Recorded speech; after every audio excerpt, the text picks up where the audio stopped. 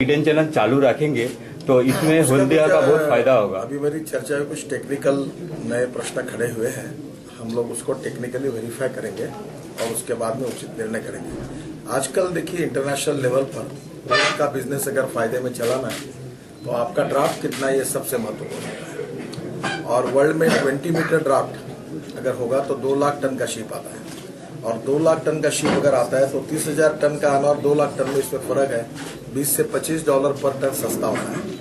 तो मुझे लगता है कि इससे हम लोग करें। दूसरी अच्छी बात मैंने और इनको सूचना दी है कि यहाँ एडिबल ऑयल इंपोर्ट होता है मलेशिया से, बाहर के थाईलैंड से आता है, और उसके हमने ऑलरेडी यहाँ रिफाइनरीज भी है, और उस रिफाइनरीज को हम लोग डायरेक्ट पाइपलाइन से, यानी शिप आने के बाद पाइपलाइन से डायरेक्ट एडिबल ऑयल जो है वो फैक्ट्री में जाएगा और उसका रिफाइनरी होकर वहाँ पैक होगा। पैक होकर हमारे देश में नॉर्थ ईस्ट, उत्तर प्रदेश, बिहार, झारखंड, उड़ीसा, यहाँ सब जाएगा।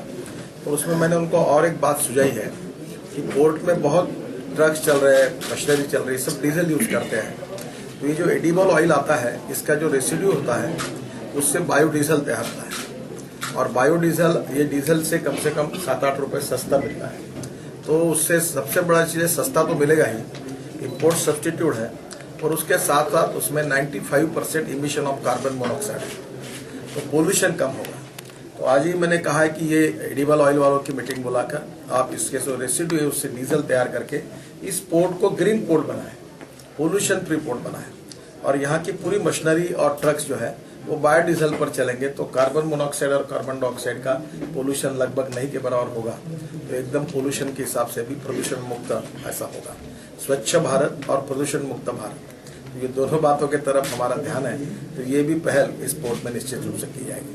सर, हल्दिया बंदर में एबीजी का जो 6 मॉडर्न क्रेन पड़ा हुआ है, 1 साल से ज्यादा पड़ा हुआ है, ये लेके आप सरकार कोई डिसीजन ले रहा है? ये काम बहुत काम का आएगा। डिस्कस किया था सर हमने, उसका अभी टेंडर निकाला है और वो काम करेंगे। ये इतने दिन पड़ा हुआ है, अच्छी बात नहीं है। वही इमीडिएटली इसका डिसीजन होगा और हम उसको स्वीकृति देंगे और तुरंत काम शुरू करेंगे। सागर बंदर का सर कुछ?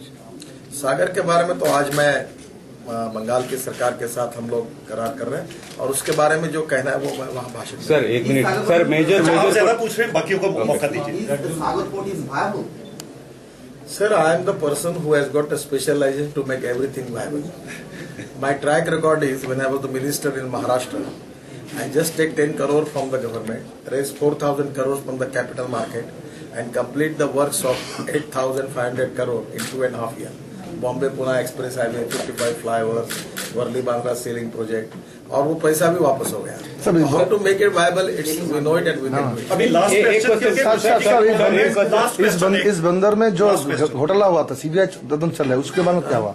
इस बंदर में कुछ घोटाला हुआ था, जो घोटाला होगा उसको सजा होगी, जो उसकी इंक्वायरी होगी, हो रही है। सर